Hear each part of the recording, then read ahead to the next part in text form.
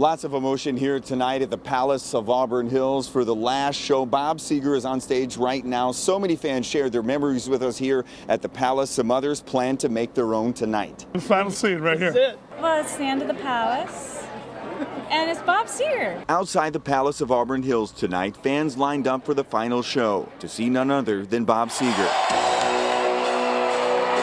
Absolutely excited to be here. Inside, Seger rocked the stage one last time here at the Palace.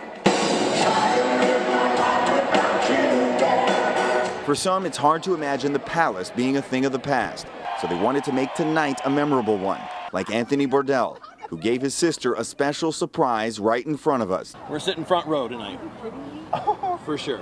Are you lying? Wow. Swear to God. Did you drink too much? Are you serious? I don't drink, so. Like, it's the last show at the Palace, and my sister, I know, is just a Bob Seger nut. The Palace of Auburn Hills first opened up in 1988.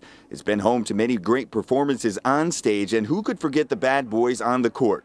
The Detroit Pistons back-to-back championships. For fans here tonight, it's been one heck of a ride. And say the doors may be closing, but they'll always hear the music. Doctor or professor, member of the UMC. Palace Sports and Entertainment says they haven't made a decision about what's going to happen here, but they do expect the Detroit Pistons to have offices here for at least another year. Reporting at the Palace of Auburn Hills, Bob Seger, final show. It's time to get out of Denver. Gino Vici, 7 Action News.